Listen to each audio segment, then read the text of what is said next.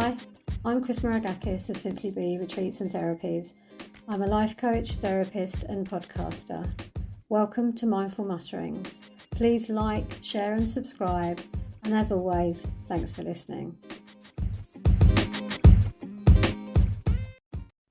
Hi, welcome to this week's episode where I'm talking about how we can overcome overwhelm. We all have times in life where we find it difficult to get everything done and it feels like everything is going wrong, and for most of us this will be a temporary feeling that will disappear when we work out a way through the issues and come out the other side. But for some of us the feeling is constant and the overwhelm becomes unbearably overwhelming, and this is when we need to pay attention, because it's those feelings are very valid, and that's our mind or our body's way of telling us that we need to do something about them. And overwhelm can be caused by stress, a traumatic life event, relationship issue, and if not addressed, it can lead to cognitive fatigue. And it can also be used or be caused by constantly living in the future and worrying about what might happen, or trying to find ways to solve potential problems that might not even happen. So really, how do you know when you're suffering from overwhelm? Well, common physical symptoms include heaviness around the chest area. You might feel like someone's sitting on your chest. You might have difficulty breathing, aches and pains in the body that can't be explained. You might find you dizzy. You might be grinding your teeth when you sleep at night, or you might just feel an incredibly overwhelming tiredness.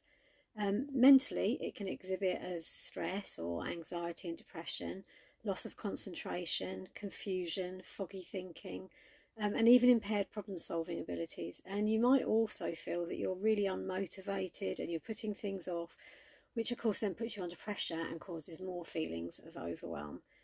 And then, as if that's not enough, on top of this huge array of symptoms, it's just not a nice feeling, that underlying feeling that you just can't cope, you just can't go on. So really, it's about what we can do. What can you do to overcome overwhelm? Unsurprisingly, with me, the answer is, as always, is mindfulness. Start with mindfulness. If you're not paying attention to your thoughts and behaviours, it's incredibly difficult to identify when things start to become too much. And it's only when things get to crisis point that we then see that we have a problem. So it's far better, or it's far more proactive, to be aware of what we're thinking so that we can nip these kind of things in the bud. But if we haven't managed to do that and we're now finding ourselves at crisis point and we're just feeling completely and utterly overwhelmed and lost, then I've come up with some simple strategies that can help you to regain your sense of balance. So number one is acceptance. Step one, accept the situation that you are in. Be honest with yourself. Accept that you can't carry on as you are at the moment.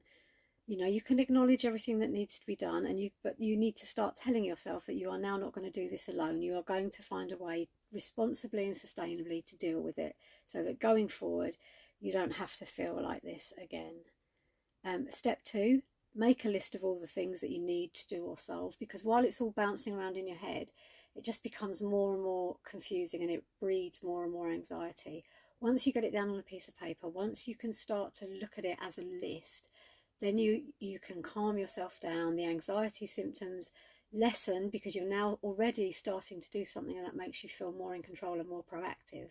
But also it's much easier to problem solve when you can see a problem written down in front of you than when it's bouncing around in your head. Then go through that list that you've made and cross off anything that you have absolutely no control over. If there is nothing that you can do to improve the situation, however small, then cross it off the list, because there's no point in you worrying about it. Excuse me, it's completely not your thing to solve.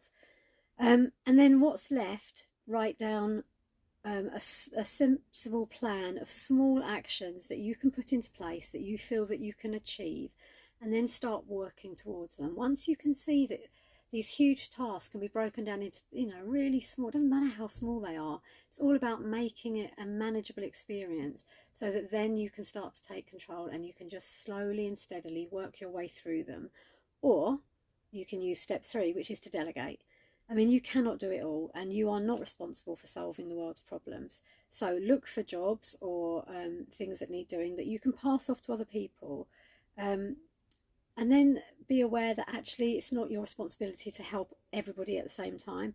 Focus on getting your world under control, and then other people will benefit from the calmness that you're now excluding, and they will maybe be able to see a way through for themselves, or maybe your experience will encourage them to do the same thing and take responsibility for themselves and solve their own problems. But you need to start with you. You cannot fill from an empty jug, and if you are overwhelmed because you're trying to solve everybody else's problems, or you're trying to make everybody else's life perfect, and by the way, there is no such thing, then you're setting yourself up for failure and long-term illness. Step 4, set boundaries. You cannot be everything to anyone, and nor should you be available to everyone 24 hours a day. You don't have to be confrontational or rude, and you're certainly not being selfish or uncaring. In fact, people will respect you more and feel more valued when it's clear how much you respect yourself, and then give them your time.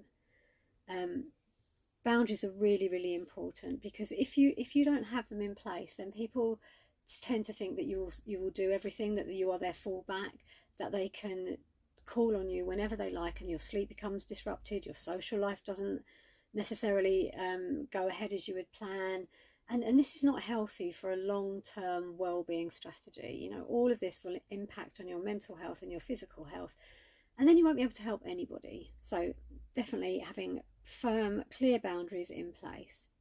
And step 5, say no. It's perfectly okay to say no, but if you find it difficult, practice. You know, and you can have stock expressions to give you some time when you're thinking. So you could try saying, I'd love to help, but unfortunately I can't do that for you, or thank you for asking me, but I don't think it's for me, or maybe I understand that you need some help, but I can't do that day or time. However, I can do this day or time if that helps you. You know, and that way you're taking control. You're not feeling that you're being put upon. You can see where it fits into what you have to get done, so you're not feeling overwhelmed, and then everybody has a better experience.